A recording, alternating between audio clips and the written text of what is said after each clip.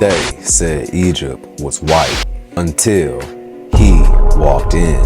His name was Cheikh Anta Diop. In 1974, he stood in front of a room full of European experts and made them confront a truth they buried for centuries.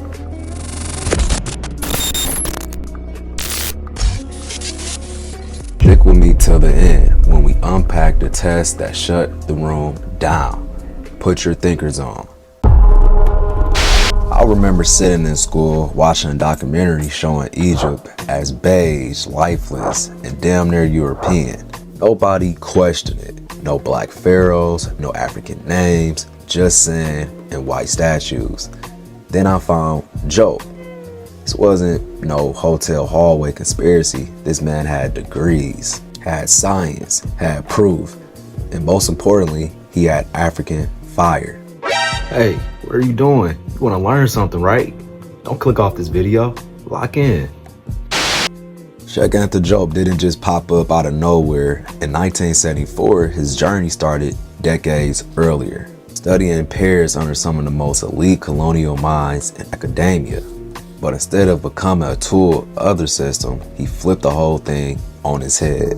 Man, so this was somebody, he earned degrees in physics, chemistry, history, philosophy, and linguistics. Sorbonne, one of France's most prestigious universities. Now, imagine this, a young African man walking into rooms where they said Africa had no civilization, no history, no science, and then that African man outperforms everybody in their own fields. Diop's thesis, cultural unity of Black Africa. The French professors tried to block it, said it was too political. But he wasn't just talking, he wasn't just making claims. He had data, sources, evidence. He called out how colonial museums physically altered artifacts, breaking off noses, lightening skin, and restoration. Why? Because the original statues looked too African.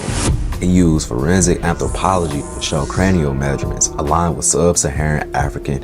Hair samples showed slightly coiled textures, artistic features, lips, jaw lines, nose were undeniably black.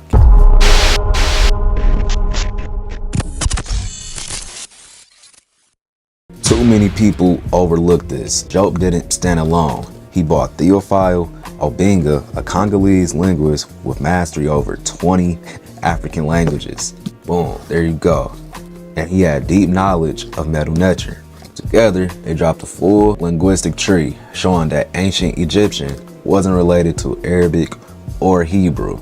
It was linked to Wolof, Bantu, and other Central West African tongues. End quote. Obenga said, Africa speaks with one voice. Colonialism just taught us to hear it in French.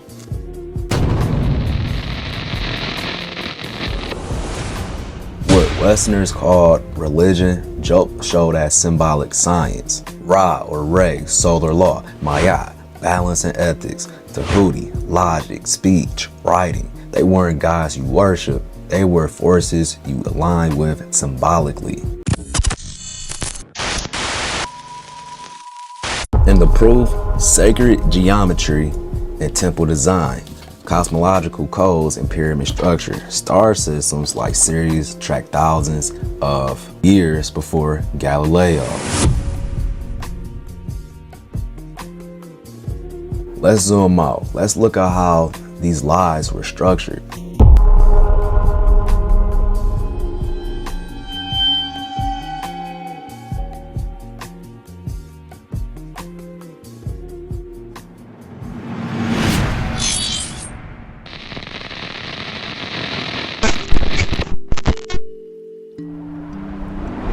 So what does that mean for us right now?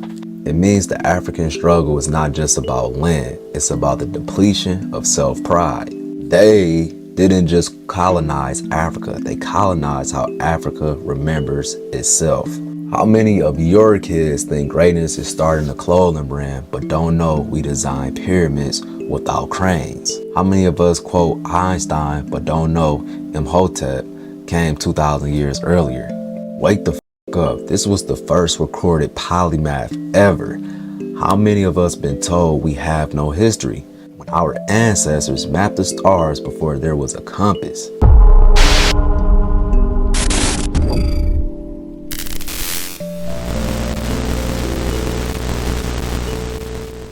I'm not religious, I'm not atheist, I'm African. And I think like my ancestors. Now, technically did I grow up in America? Yes, but I'm American African. I don't worship the sun, I study his laws. I don't follow gods, I follow codes. Ray, Ra, energy, Mayat, balance, Tahuti, logic. That's not fantasy, that's what modern science is just now catching up to. Diop's work tells us we're not just starting from scratch. We're picking up where they try to make us forget. You're going to be stuck forever if you don't care about your history. It's mental, spiritual, it's historical. And now that you know the truth, you gotta ask yourself, what lie am I still living under?